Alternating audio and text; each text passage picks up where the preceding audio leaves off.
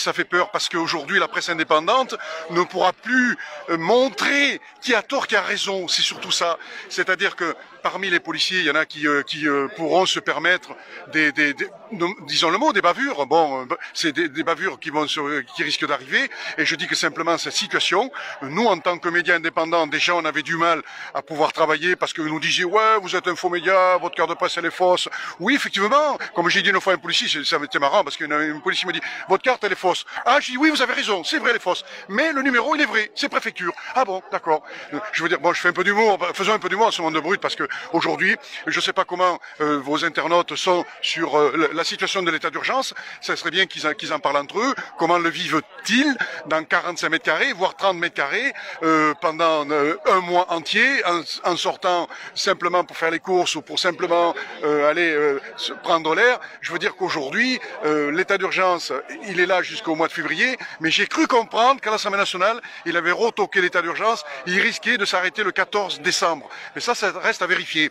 Alors l'état d'urgence a été retoqué, mais il est vrai que le nouveau ministre qui a remplacé Castaner, lui, a marqué dans le marbre qu'on ne pourra plus filmer les policiers, ou alors il faudra les flouter. Faudra les flouter. Donc pour ceux qui sont en direct, etc., les flouter, c'est impossible. Comment on fait alors? Tout à fait, oui, ça va poser d'énormes problèmes, parce que le policier aura la possibilité d'attaquer la personne qui filmera et pourra dire, et puis saisir le matériel. Je veux dire que, comment il s'appelle, Darmanin, il est malin, Darmanin, pour pas faire de jeu de mots, Darmanin, il est malin, il a simplement marqué pour que quand lui va se barrer, que l'année prochaine, et le prochain qui viendra, il faudra qu'il démonte tout ce qu'ils sont en train de nous monter, c'est-à-dire qu'aujourd'hui, eh bien, on ne pourra plus filmer. Alors vous, qui êtes avec votre appareil à photo, que vous voulez faire du journalisme, un petit média indépendant, vous avez le droit, n'importe qui peut faire du journalisme, il n'y a pas besoin de sortir des grandes écoles pour pouvoir faire du journalisme. Nous, ça fait des années qu'on est sur le terrain, on filme, on donne la parole aux concitoyens. Voilà, moi je ne parle pas à leur place, je leur donne le micro, ils parlent et je ne parle pas à leur place. Et c'est ça qui est formidable. Vous pouvez vous-même prendre dans votre quartier, filmer votre quartier, aller voir qu'est-ce qui se passe, discuter avec les gens.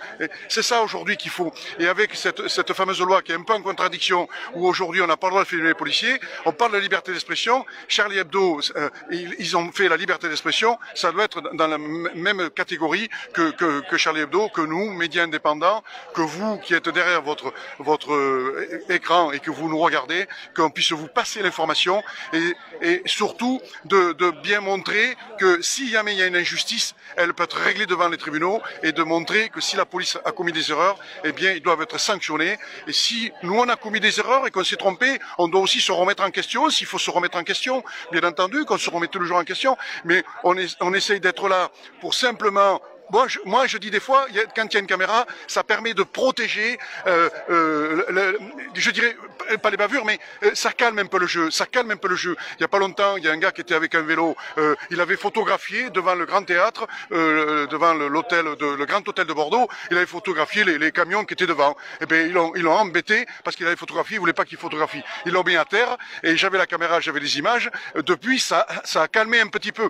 Mais là, il y aura plus besoin de cela. Ça les calmera même pas, puisqu'ils auront le droit de vous saisir le matériel, de vous casser le matériel. Alors moi je dis que c'est quand même vrai, parce qu'on en a quand même pour des sous le matériel. Une caméra ça vaut cher, un micro ça vaut cher, et on est tous indépendants, on n'a pas de revenus, on n'est pas payé par les chaînes de télé, on n'est pas payé par Lagardère ou tout ce que vous voudrez, qui nous paie le matériel, on se le paie tout seul. Et parce qu'on a envie on a tous une passion de pouvoir passer l'information, et je crois que c'est ça un peu qu'on a envie de faire. Aujourd'hui l'information doit passer, on continuera à la passer en ayant des risques, ça on en est conscient, on a des risques. Mais qu'est-ce qu'on ne ferait pas pour vous passer l'information, pour vous protéger aussi, pour vous dire que on est là pour vous protéger et on est là pour, comment dirais-je, de dire que si un policier a raison, il a raison, s'il a tort, il doit être sanctionné, comme ça l'a été auparavant. Castaner n'en a pas fait, lui est arrivé, il l'a fait. Alors attention, quand vous sortez dans la rue, alors moi un conseil que je vous donne à tous, quand vous êtes en grande manifestation, que vous êtes nombreux, eh bien vous sortez tous vos portables. Je leur dis à tous, sortez tous vos portables et vous filmez. Ils vont en arrêter 1, 2, 3, mais ils vont pas arrêter 50 ou 100 ou 150 personnes. Et c'est ça, l'idée c'est de, vous sortez tous vos portables et vous filmez. Eh bien, ils vont arrêter, tu filmes. Non, lui aussi il filme, et lui aussi il filme, et lui aussi il filme. Et pourquoi vous l'arrêtez pas lui? Et pourquoi lui vous l'arrêtez pas? Et moi vous m'arrêtez? Non mais c'est ça. Mais une fois, j'avais filmé un truc, il m'avait simplement baissé baissé le micro, je sais pas ce qu'il m'avait fait. Je lui ai sorti la main. Je lui ai dit, vous touchez pas le matériel. Et comme moi, je touche pas votre matériel à vous, vous touchez pas le mien. Ça s'est bien passé, mais je veux dire une chose intéressante, c'est qu'il y a de très bons policiers. Ils sont pas tous des véreux, ils sont pas tous pourris. Il y en a de bons, il y a des pères de famille, il y a des gens qui font leur boulot. Comme moi, je fais mon boulot avec ma caméra. Il y a des policiers qui font bien leur boulot. Je crois qu'il faut le reconnaître. Ils sont là pour protéger la population avec les attentats que nous avons. Comme j'ai dit une fois à un policier, comment ça se fait que tout le monde aimait sa police en 2015 et que maintenant on l'aime plus? Comment ça se fait? Il n'a pas su me répondre. Bon, alors moi je dis à la police, s'il y en a qui le regardent, peut-être qu'il y a un policier qui le regarde là en direct, je sais pas. Je dis à la police, faites le ménage chez vous et retirez tous les brebis galeuses qui n'ont rien à faire dans la police. Et comme ça ira beaucoup mieux et on pourra mieux aimer notre police et ne pas avoir peur de notre police. Parce qu'aujourd'hui on a peur de notre police.